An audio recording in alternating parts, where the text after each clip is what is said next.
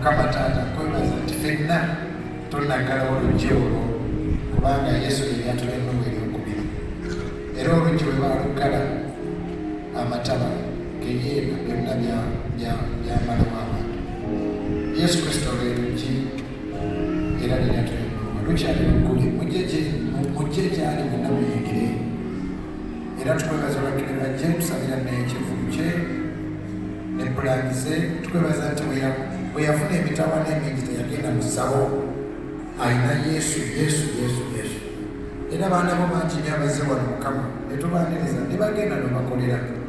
n'omusajja ono bw'ava wano obulamu bwe tebudda mabega. Olinnya Yesu Kristo webalolabajju natusabye omusobola ne bajjo Katonda bw'omukisa ne aliensikiri Katonda bw'omukisa okukwata ku muganda wamwono muganda waffe olinnya Yesu Kristo tusabye n'omukyala akomerere lakini akato amina tweyanziza zino zizose dola kikumi. Mukama ayobala nnyo okutuwa ekirabo kya pasita Mugembe mutuufu kiba kyabulyaza amaanyi obutamwebaza fanafu tusaza yasabirangako wano era kati mugifudde kyaki balina okimanyi gowandamulena kivugo yalokokerakonaitedda bigizo byokundalo naye namugamba musonga era kagambe kandoke lukundo gyoli namugamba akyuse emirimu gyakola wa Mukama njagala ebbala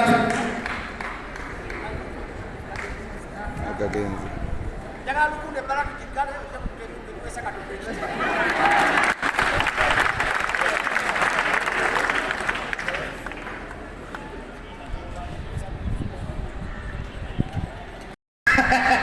ondodo nnuma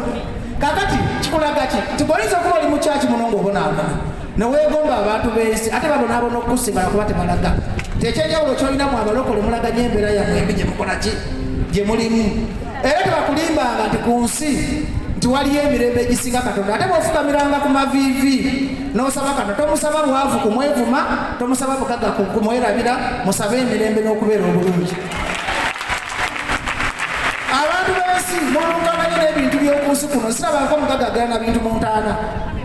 buli lw'osaba Katonda nti mpambeere bulungi nsobole okuyamba kireeva gye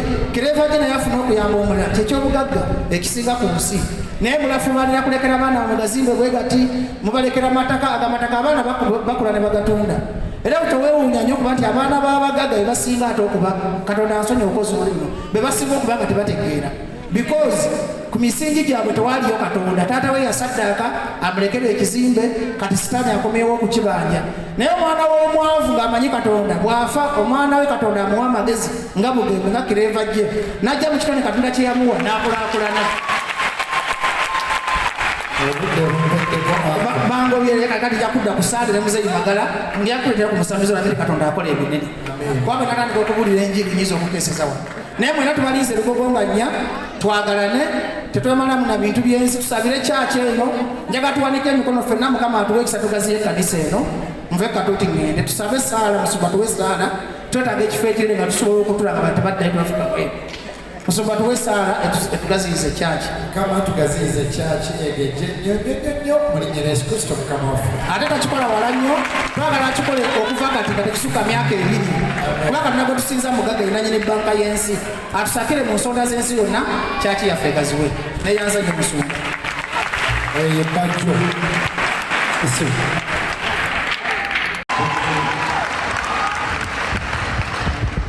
naye si bwe ŋŋambye naye olwokubambirizingira nnyo omupasita Mugembe nti ndabyeko byakoze mu Uganda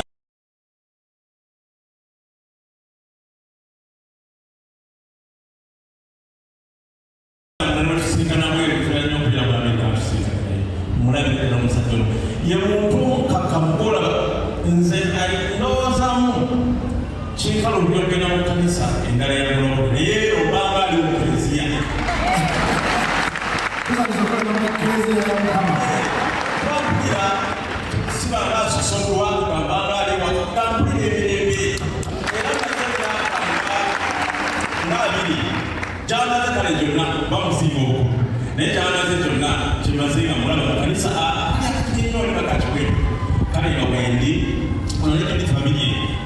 ndowooza ate baba nisimanyi lwaki naye mukama abawalingindamu bayimbaga ennyimba wano pasita bagaindi lwaki basere bulwadde wano waliwo abagamba nti lwaki bajja wano naye ate yesu era kibabe nyiyangu ababi kubanga pasita bagaindi wano lwakyagera naye obugwenyi omuyaga naye kati kwetegereza abatali balaga ku munda ate bayaga nnyo okusinga omuyaga gwona bakugulu era mukama yalwana olutalo olwo ne luyitawo nebaza nnyo pasita nti nange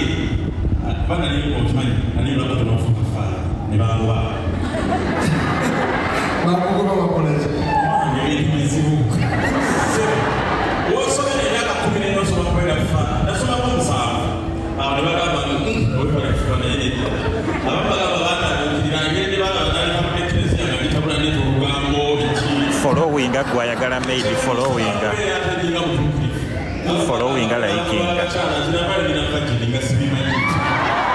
naye mufollowinge muswaze sitaani mufollowinge muswaze sitaani mumuswaze akutule tumukolimire nga wetufollowinga Sean Styles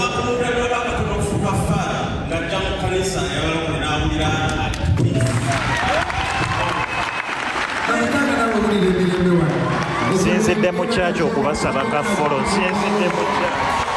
enyuma ya kristo mirembe siwewawo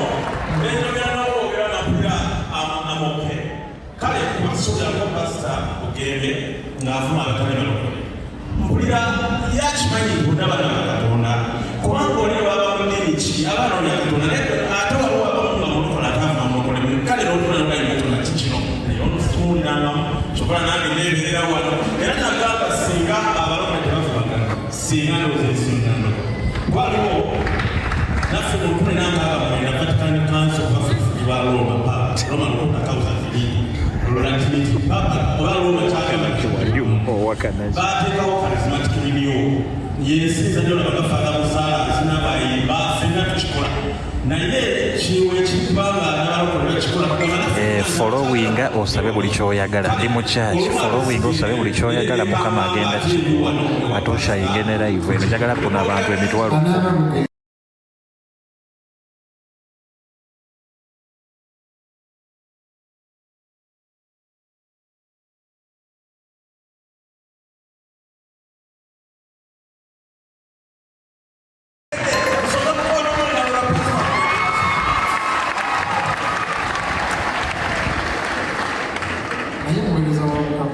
ekyo kyekikundagaliza ddala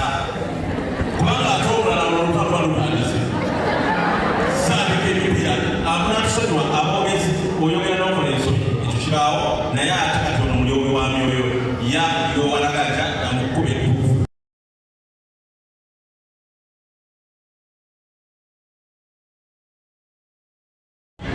okwewola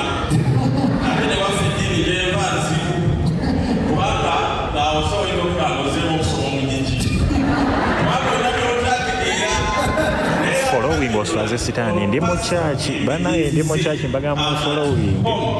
mukama agenda kuwa buli kyonna kyeweetaaga nga nsinzira wano mu kyaki nkusaba mukama ko buli kyeweetaaga gwe we nafollowinga nasharinga live zange banange mwebale kunjagala n'abafaaza abato ate kyewuyisaba tuli juzi natulabira faazi wa aki honorable akistuka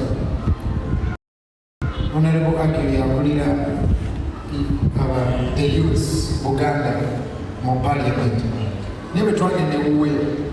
ku mikolo twasanga abafaaza twanyumya ne bafaaza nga bafaaza banyumiza enjiri yawa olina kyewagambye olina kyewagambye bafaaza nga they are very open and free bwe twali bandalagake ne basheeke nyina ne basheeke kati birthday yange eriyo nga 8 noonya mmere buli muntu mpaayo ku mmere baddayo njagala kugabira abaana babakubo bamulekwa ne bannamwandu nga 8 wiiki eno yonna bamemba ba worship house n'abali wali mundeetereyo emmere aleese lumonde aleese muwogo aleese kasooli aleese tuleeta enfumbe aleese akasawo k'omuceere ebijjanjalo naye ne bafaaza bampadde ne basheeka bampadde basheeke b'ekibule bampadde emmere mpa abantu so ekintu ekyo kinyuma nnyo oluganda nze olina lwali owulira n'oyogera ku paapa n'omwogerako bulungi nawuliranga nange alokose omumbejja followinga Mukama akuwe ebirungi bye weetaaga. Buli afollowinga asaba Mukama amuwe buli kye yeetaaga. Buli afollowinga abampeereza kasente mwebalire ddala. Abampeereza kasente mwebale. Abaweereza data mwebale. Nsiima nnyo bambi mwebale omutima ogw'omugabi. Oyo data gwe muweereza Mukama abaweemu ebirungi buli kye musaba nga nsinzira wano mu church. Amiina.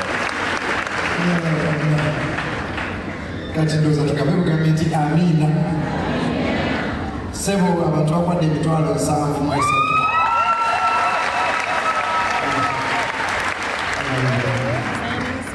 Kwa milioni ya chusi ni yange wafunye milioni 2.7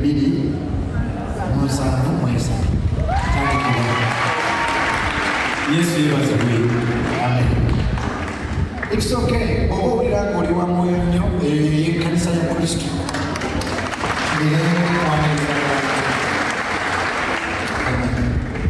Kati mbali chambulira kunjiri kati.